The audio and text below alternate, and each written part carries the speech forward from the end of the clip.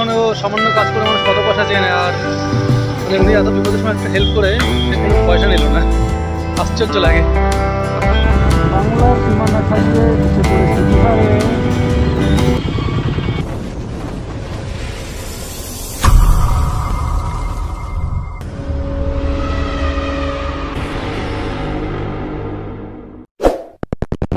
লোকনাথ 5:43 আর আমরা এখন বাড়ি থেকে বেরাচ্ছি।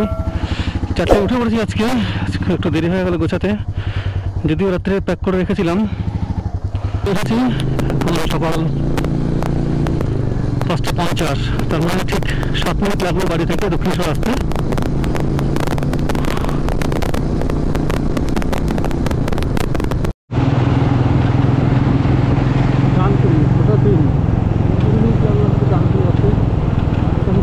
দিল্লি রোড এটা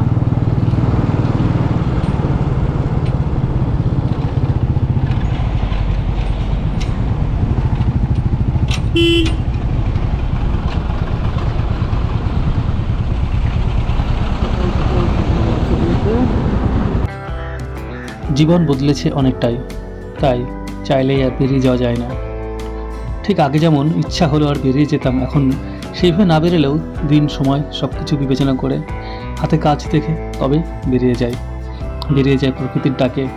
পাহাড়, জঙ্গল, নদী সে যে সবসময় ডেকে বেড়াই, তাকে অবহেলা করি কি করে? আজকে আমাদের যাত্রাপথ একটু ভিন্ন হলেও নতুন নয়, কারণ আমরা গত বছর যখন সিকিম থেকে ফিরেছিলাম তখন এই পথেই ফিরেছিলাম। আমরা শান্তিপুরের উপর থেকে এসে গুপ্তিপাড়া ঘাট হয়ে এই পুরনো দিল্লি রোড থেকে, অ্যাকচুয়ালি পুরনো দিল্লি রোড না, এটা পুরনো আসাম রোড, এখান থেকে আমরা ফিরেছিলাম এই রাস্তা হয়ে। আমরা মনে হচ্ছে খুব তাড়াতাড়ি গুপ্তিপাড়া ঘাটের দিকে পৌঁছে যাচ্ছি, কিন্তু ম্যাপে যেটা দেখছিলাম সেটা ডান দিকে রাস্তাটা দেখাচ্ছিল। আমার মনে হয় একটু এগিয়ে চলে এসেছি, মনে হচ্ছে এবারটা একটু পেছন দিকে যেতে হবে।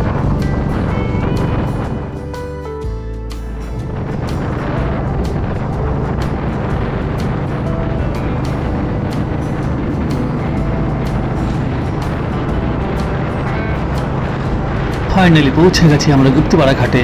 এখান থেকে আমরা এখন টিকিট করব, টিকিট করে আমরা ভ্যাসেলে করে পার হবো গঙ্গা নদী। টিকিটের দাম কত দেখতে হবে, দেখে নিই টিকিটের দাম কতবার কেটেছিলাম মনে নেই।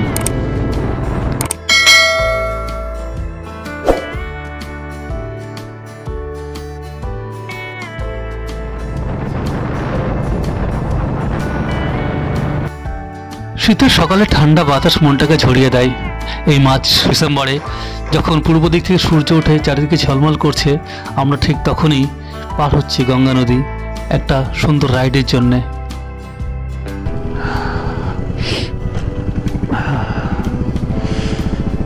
ফরাক্কা এখান থেকে এখনো 200 কিলোমিটার সময় লাগবে। ম্যাপটা দেখাচ্ছে 3 ঘন্টা 5 মিনিট। রোদ্দুরটা লাগে, ভালো লাগছে, নাহলে নাকি জল পড়ছে।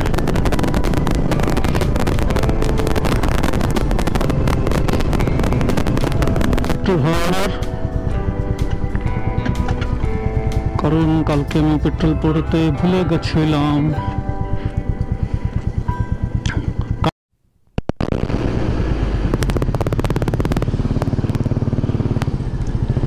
আমরা বহরমপুর ওই বাইপাসটা চালু হয়ে গেছে, এটা ধরে নদী পার করলাম সিটিটাকে পুরো অ্যাভয়েড করে, যার কারণে সময়টা অনেক কম লাগবে। এখান থেকে 94 কিলোমিটার, 1 ঘন্টা মতো সময় লাগা উচিত। তবে বাইপাসটা রেলওয়ের জন্য অনেকটা ভালো লাগছে। বহরমপুর ফরাক্কা আজকে শ্রীমন্ত প্লাজা।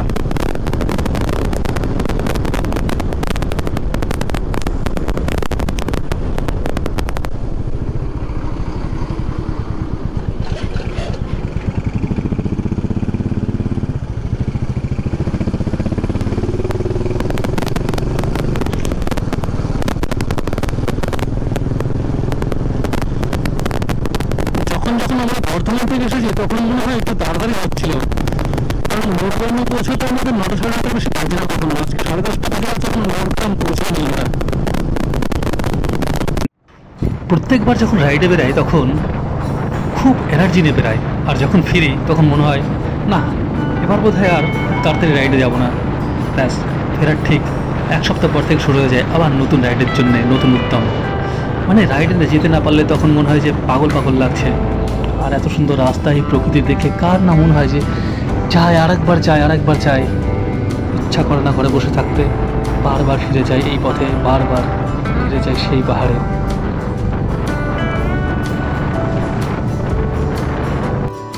কথা বলতে তো বোঝা গেছে আজকে আমাদের 3rd টোল প্লাজাতে। প্রত্যেকবার মতন এবারও আমি বলছি কতগুলো টোল প্লাজা যায়। আমি জানি 7টা না 8টা টোল প্লাজা আছে, কিন্তু প্রত্যেকবার যাওয়ার সময় আমি এটাকে গুনি, কারণ আমাকে এটা ভালো লাগে, খুব আনন্দ দেয় আমাকে এটা।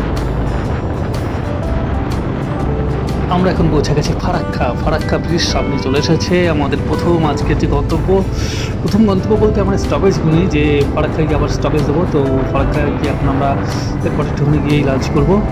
আর এই ফারাক্কাটা হচ্ছে মুর্শিদাবাদে। ফারাক্কা ব্রিজ যেটা সেটা প্রায় 2 কিলোমিটার একটু বেশি, 2.3 কিলোমিটার এরকম হবে। আর এটা তৈরি হয়েছিল 1970 সালে, শুরু হয়েছিল 1975 সালে। আর ঠিক এর বাপাস টমেটো দূরে যেটা জায়গাটা, ওটা এখান থেকে প্রায় 18 কিলোমিটার বাংলাদেশ সীমান্তে। আমার ঠিক ডান দিকে তৈরি হচ্ছে ফারাক্কার নতুন ব্রিজটার কাজটা বহুদিন থেকে চলছে, জানি না কেন এখনও শেষ হয়নি। এই কাজের গতি দেখে মনে হচ্ছে খুবই ধীরে গতিতে চলছে। আর ডান পাশটা জল অনেক কম, বা পাশটা কিন্তু জল এখনও অনেক বেশি রয়েছে। আর বর্ষাকালে তো কোনো কথাই নেই, প্রচুর জল থাকে। তো সকালবেলায় বেরিয়ে আর গাড়ি থামানো হয়নি সেইভাবে, পেট্রোল ভরেছি শুধুমাত্র। আর এখন 12টা সাড়ে 12টা বাজে, আমরা ফারাক্কা পার করে জাস্ট ব্রাঞ্চ মানে লাঞ্চ আর ব্রেকফাস্ট একসাথে করেছি। এখন আবার বেরাচ্ছি আমরা ডালখোলায় গিয়ে হয়তো একবার হল্ট করবো। ডালখোলা এখান থেকে 150 কিলোমিটার। তো চলো রাস্তায় দেখা হবে। ব্লগ খুব বেশি করছি না, তার কারণ গাড়ি চালানোর দিকে একটু কনসেন্ট্রেট করছি। আর ঠান্ডা খুব লাগছে, গাড়ি চালালে প্রচণ্ড ঠান্ডা লাগছে, নইলে খুব বেশি একটা ঠান্ডা নেই। চলো রাস্তায় দেখা হচ্ছে। ডালখোলা রায়গঞ্জ থেকে বুঝতে পারি ওটা আমরা ধরবো না, আমরা গাড়ি রাস্তা নেবো, তারপরে সেটা চালু হয়ে গেছে, ভালো রাস্তা পড়েছে। বাইক আমি চালাচ্ছি ঠিকই, কিন্তু পেছনে বসে অনুভূতিটা নিচ্ছে গোলু। ওর যে ব্যাপারটা যে ও বাইকে উঠে পড়েছে আর কোনো চিন্তা নেই, কানে হেডফোন দিয়ে নিয়েছে, একদম সুন্দর দুপাশে ও প্রকৃতি দেখতে দেখতে নিজের মানে ওর পকেটে খুব সুন্দর সুন্দর বিস্কুট রয়েছে, ও মাঝে মাঝে সেগুলো খাচ্ছে। আর মাঝে মাঝে আমি একটুখানি আওয়াজ দিয়ে দেখছি ঘুমিয়ে পড়ছি কিনা। একবার ঘুমিয়ে পড়েছিল, খুব প্রবলেম হয় এভাবে।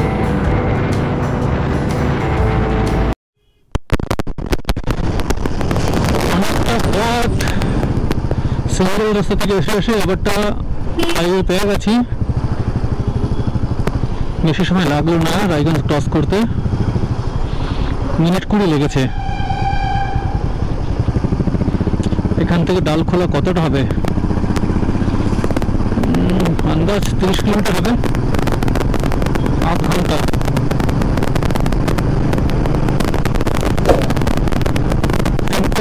ডালখোলা টার্গেট।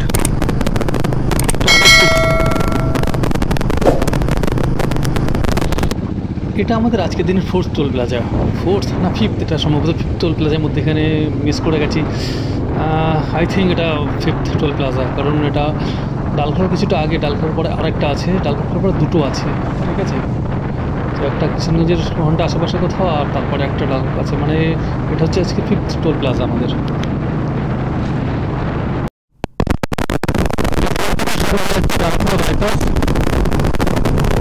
ডালখোলা এখান থেকে মাত্র 30 কিলোমিটার। একটা কাজ হয়ে গেছে আমার লিভারটা থেকে স্ক্রুটা ফেলে পড়ে গেছে।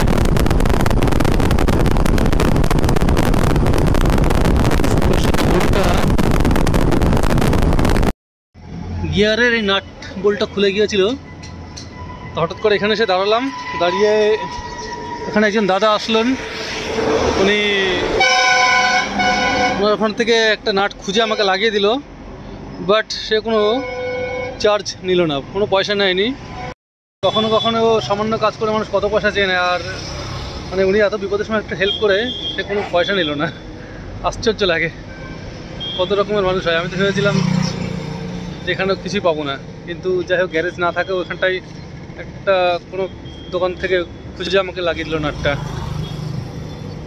Thank you God, thank you কিছু ভালো মানুষ।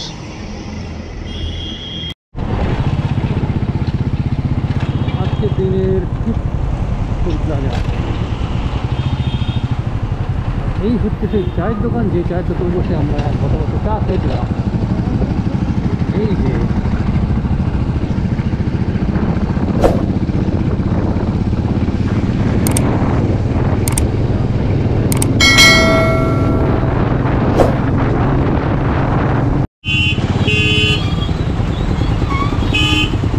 বাংলার সীমানা ছাড়িয়ে এসে পড়েছি বিহারে।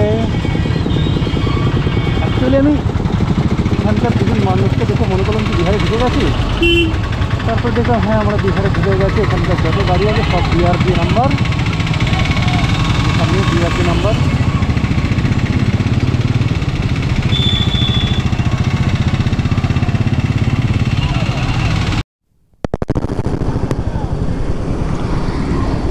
गलवा हम लोग किशन गलवा, हाँ ये है किशनगंज,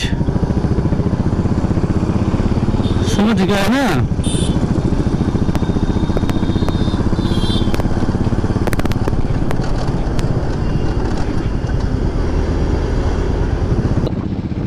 বেশ কয়েক বছর আগে দাদাগিজির কোনো একটা সিজনে সৌরভ গাঙ্গুলি প্রশ্ন করেছিল যে এনজিপি যেতে গেলে মানে বাংলা ছাড়া আর কোন রাজ্যের উপর থেকে যেতে হয়, তো সেটা হচ্ছে এই বিহার মানে হচ্ছে এই কিষানগঞ্জ। আর এই কিষানগঞ্জে দার্জিলিং বলে একটা স্টপেজ, যে কিষানগঞ্জের তখন ভোর 6টার সময় স্টপেজটা দেয়।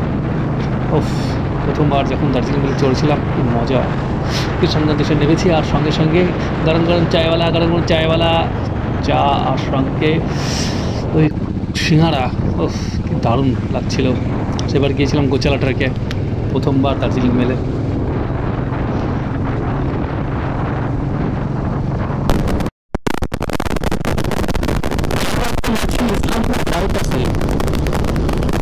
ইসলামপুর বাইপাস ক্রস করে শিলিগুড়ি এখন প্রায় 70-75 কিলোমিটার হবে, 70 কিলোমিটার। শিলিগুড়ি 75 কিলোমিটার দেখাচ্ছে এখান থেকে।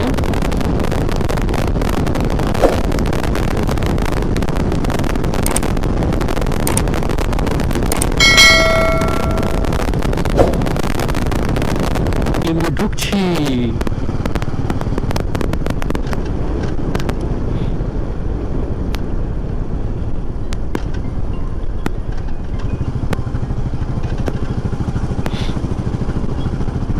বাদিক দিয়ে ফুলবাড়ি সোজা জলপাইগুড়ি।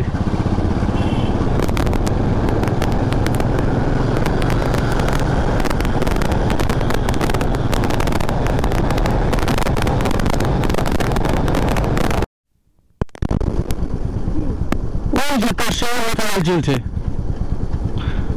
কার্শিয়াং পাহাড়, তখন মাথায় লাইট জ্বলছে। হ্যাঁ ওই যে, হ্যাঁ পাহাড়ের উপর লাইট জ্বলছে ওটা।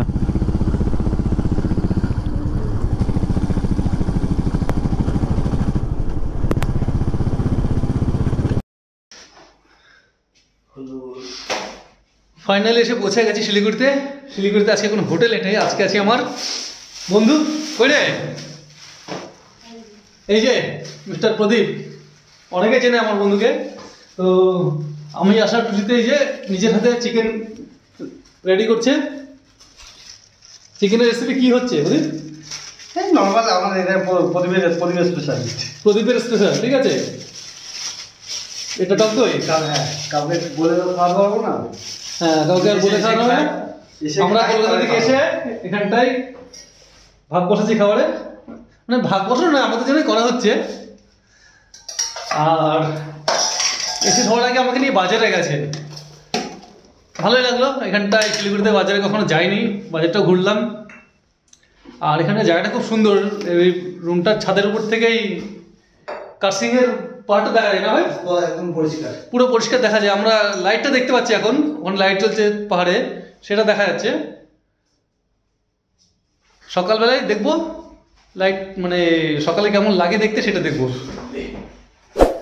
চলো এখন রান্না বান্না হোক, রান্না করে খাওয়া দাওয়া যখন শুরু করবো তখন বলবো খাবার কেমন হয়েছে, রিভিউ দেবো।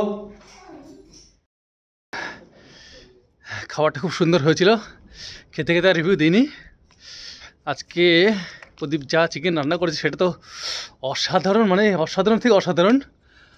আর একটা জিনিস ছাদে এসে দেখছি,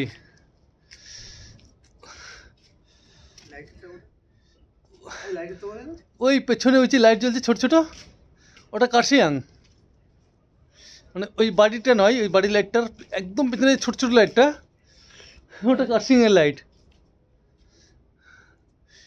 ওর ফ্ল্যাটের ছাদের থেকে কার্শিয়াং পাহাড় দেখা যায় এবং রাত্রিবেলায় লাইট জ্বলছে সেটা দেখা যাচ্ছে, অসাধারণ লাগছে। ছাদে এসে খুব ঠান্ডা লাগছে, ঘরে ঠান্ডা লাগছে না? কোনো ঠান্ডা লাগছিল? ঘরে ঠান্ডা ছিল না, কিন্তু ছাদে ভালোই ঠান্ডা লাগছে। আর আকাশ প্রচন্ড পরিমাণে পরিষ্কার, চাঁদ দেখা যাচ্ছে এখান থেকে, মিল্কি ওয়ে না দেখা গেলেও এত সুন্দর সুন্দর তারা কলকাতায় খুব কম দেখা যায়। ওহ, মাইন্ড ব্লোয়িং। মানে আজকের পুরো ট্রাভেল, পুরো ক্লান্তি এখানে এসে দূর হয়ে গেছে একদম। উফ, দেখেছো তো? হ্যাঁ সপ্তর্ষিমণ্ডলীটা ওই যে কার্শিয়াং আমার পেছনে।